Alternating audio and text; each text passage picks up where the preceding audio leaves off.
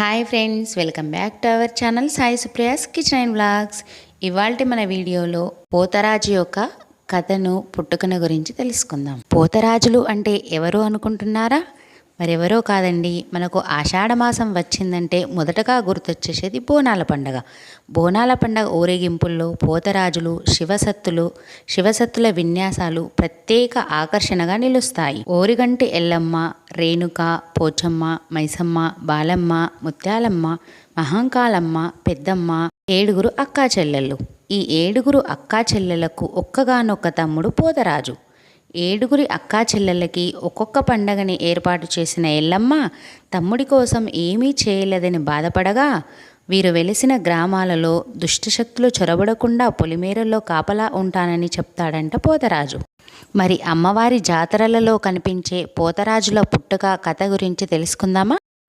శివపార్వతులు ఒకరోజు వనవిహారానికి వెళతారు. అక్కడ పార్వతీదేవి కొలనులో నుండి 7 దోసిళ్ల నీళ్లు తాగగానే సద్యోద్గర్భంలో 7 కన్నెలు పుట్టారు. నీళ్లు తాగిన వెంటనే పిల్లలు పుట్టడం ఏంటో అర్థం కాని పార్వతీదేవి వెంటనే పరమేశ్వరుడి చెంతకు వెళ్ళింది. ఆ 7 కుమార్తెలను తీసుకువెళ్దామని అడుగుతుంది. వద్దని చెప్పిన శివుడు వారి జన్మ రహస్యం వివరిస్తాడు. ఆ 7 స్వతంత్ర ప్రవృత్తి అని, అందుకే వారిని వదిలివేసి వెళ్దామని అంటారు. మరి వీరికి తోడెవరు అని పార్వతీదేవి అడగగా, వారికి కాపలాగా ఓ గణాన్ని సృష్టించి పోతరాజు అని పేరు పెడతారు. ఆ 7 పోతరాజే కాపాడాలని చెప్పి పార్వతీ పరమేశ్వరులు అక్కడి నుండి వెళ్ళిపోతారు. అప్పటి నుంచి ఇప్పటి వరకు ఆ 7 పోతరాజు కాపలా కాస్తూనే ఉన్నారు. ఆ 7 పెరవాణి, శివవాణి, కొండవాణి, ముద్దరాలు, జుక్కులమ్మ, కామవల్లి, శర్వాణి. ఈ పేర్లనే పోచమ్మ, ఎల్లమ్మ, మాంకాళమ్మ, పెద్దమ్మ అంటూ ఒక్కో పేరుతో ఒక్కో చోట ఒక్కోలా పిలుచుకుంటాము. పోతరాజులను తలుచుకోగానే కొరడా గుర్తుకొస్తుంది. కొరడా జులిపిస్తూనే వాళ్ళు ఆడే ఆట చూడ్డానికి జనం గుమిగూడుతారు. పోతరాజుల ఆటకున్న ప్రత్యేకత అది. కొరడా చూసి అంతా భయపడతారు. కానీ ఈ ఈరకోలని మెడలో వేస్తే మంచి జరుగుతుందని, అనారోగ్య సమస్యలు తీరిపోతాయని విశ్వాసం. అందుకే పోతరాజులు మెడలో ఈరకోల వేస్తారని ఎదురు చూస్తారంట అంతా. మన తెలంగాణకు ప్రత్యేకమైన బోనాల జాతరను కాకతీయుల కాలం నుంచే నిర్వహిస్తున్నట్లు చరిత్ర.